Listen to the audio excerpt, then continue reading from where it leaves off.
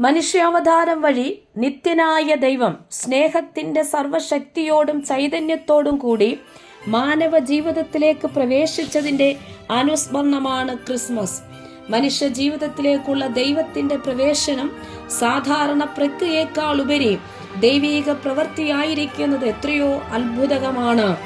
Apollo 15 എന്ന റോക്കറ്റിലൂടെ സഞ്ചരിച്ച് ചന്ദ്രനിലെത്തിയ അമേരിക്കക്കാരനായ James Irwin അവിടെ എത്തിയ ശേഷം ഇങ്ങനെ പറഞ്ഞു: മനുഷ്യൻ ചന്ദ്രനിൽ ഇറങ്ങിയത് ഒരു മഹാസംഭവമായി ആരെങ്കിലും കരുതുന്നുണ്ടെങ്കിൽ അതിനേക്കാൾ എത്രയോ ആശ്ചര്യകമായ സംഭവമാണ് ദൈവം യേശുക്രിസ്തുവിലൂടെ മനുഷ്യനായി ഈ ലോകത്തിൽ അവതരിച്ചു എന്നുള്ളത്.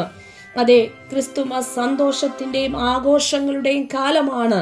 എന്നാൽ ക്രിസ്തുമസിന്റെ യഥാർത്ഥ സന്തോഷം നാം കണ്ടെത്തേണ്ടത് ആഘോഷങ്ങളിലല്ല, മറിച്ച് മാനവരാശിയുടെ പാപങ്ങളെ മോചിച്ച് നിത്യജീവൻ വാഗ്ദാനം ചെയ്ത് ക്രൂശിൽ മരിച്ച ക്രിസ്തുവിനെ ഈ ലോകത്തിലേക്ക് അയച്ച ദൈവത്തോട് നന്ദിയും സ്തോത്രവും കരേറ്റിക്കൊണ്ടാണ്. അതിലുപരിയായി മറ്റൊരുത്തനിലും രക്ഷയില്ല.